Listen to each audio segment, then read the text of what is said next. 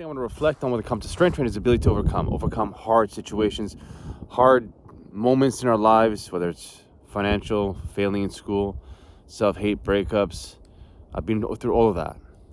I had to start from scratch at the age of 30, living in my parents' house all over again.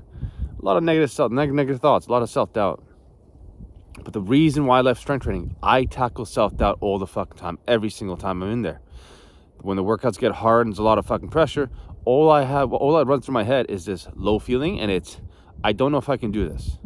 But because I've repeated the pattern so many times, I overcome it, and it gives me a huge sense of belief within myself, and I'm exhausted. It's hard to be mad and upset when you're fucking just drained of fucking energy. And on top of that, my spirits all lift up, and I feel good. And that's how I start my day.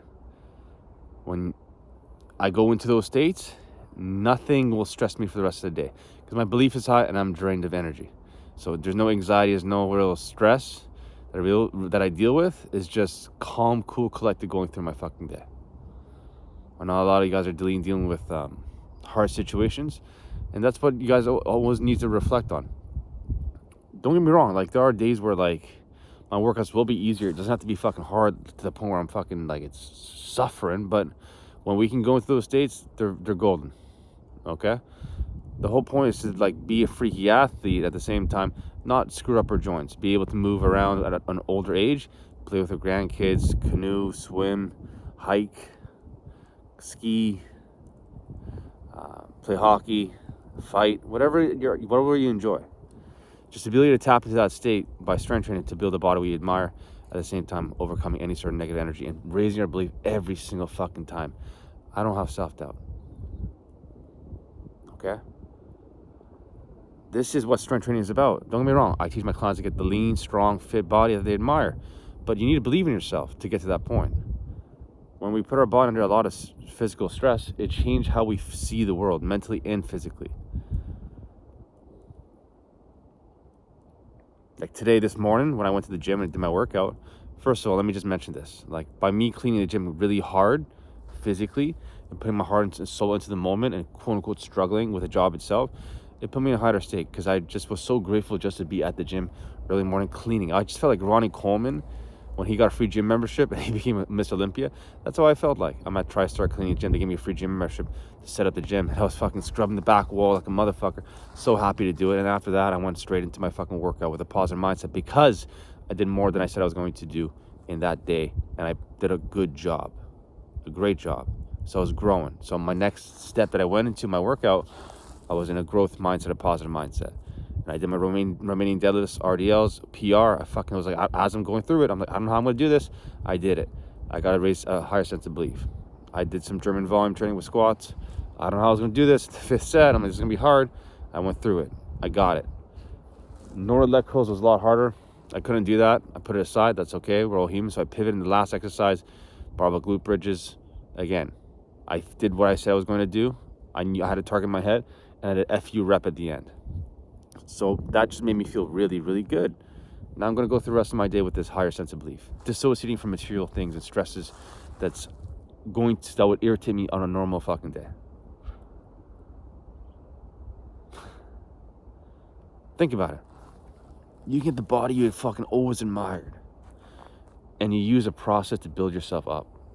Your spirit. Like, what are you using? If you don't, like, that's the beautiful thing about strength training. You don't really necessarily need a gym. You need to just put your body under a lot of stress, whatever it is. You can get similar effects with fucking running a long distance marathon. The negative thoughts will come up, and that's the battle. You have to expect it. And when we overcome it, it's just, like I said, it's just too hard to be pissed off in these states. Really too hard.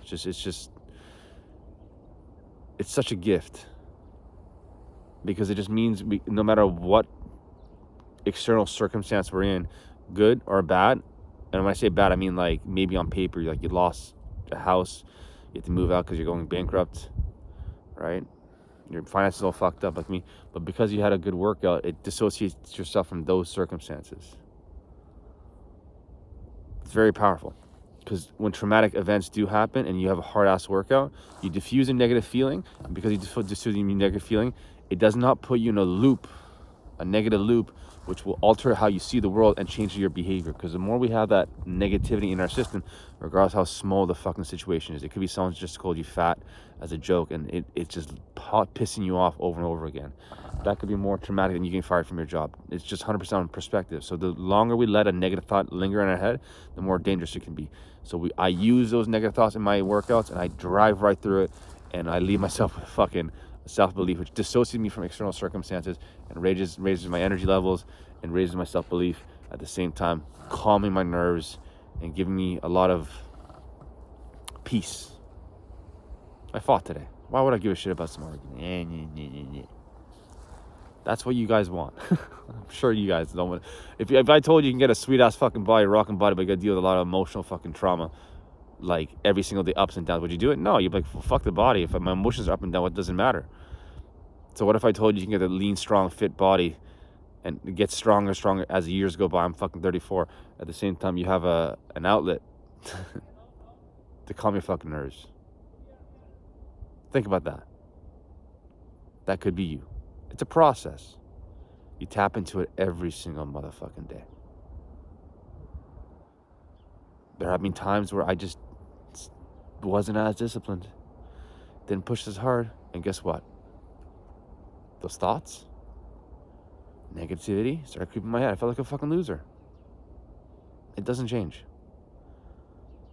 That's when I realized, like aiming for the body is very important, but understanding the process is what we really value the most, the habit itself. Because the vision keeps growing. It's never really going to stop. So when you're also tracking your strength numbers, it gives you something to like achieve, go towards. You know for a fact, for example, if you want bigger biceps, the stronger you get, the bigger biceps you'll technically get. So it gives you that ability to kind of aim towards it. If you want a bigger ass, squat more often. Simple as that. And that's where people really struggle. They struggle to grow stronger faster because they're not committing daily with a reflection process. Pain plus reflection equals progress. They're going through a painful circumstance. They're not able to reflect and grow from it. So they just sabotage. They don't stay consistent. It's not a priority. And then last but not least, they don't put the effort. They don't put the drive.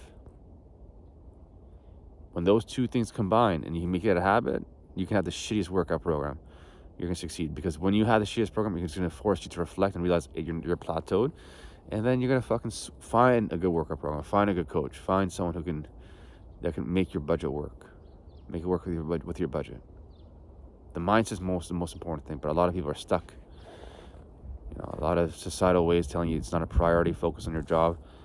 Get an extra room in your house. Invest in that. Next thing you know, you're fucking paying all your money to a fucking mortgage you can't really afford because the fucking rates are going up. All your value is attached to a fucking house, which you can lose. And then you realize, you look yourself in the mirror, you lost this house, you're left with no material wealth. You look yourself in the mirror and you fucking hate what you see, and then your self-worth is just shit. How do you guys not see this coming? It's like a 101. Listen, I'm living in a fucking empty fucking condo. Nothing in there, just a bed and a desk. I just got blinds like my mom was gonna shoot me in the head. She's like, Sam, what the fuck? We raised you better than this. I just got blinds like a few months ago.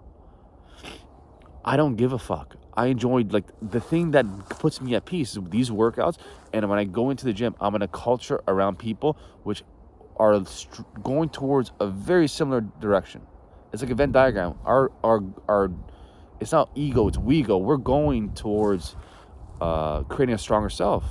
And I know how to do it. So some of these guys want to be athletes and grow stronger. Some of these guys are parents. They're doing a lot of martial arts. They want to get leaner. Some of these girls want to get toned. It's very important. But the problem is a lot of people just attach it to performance and being an athlete, which is very important. But when you realize being strong, we're going to be an athlete for a certain period of time. A competing athlete, but if you want to be lean and strong for the rest of your life, our vision has to either pivot or morph into something else.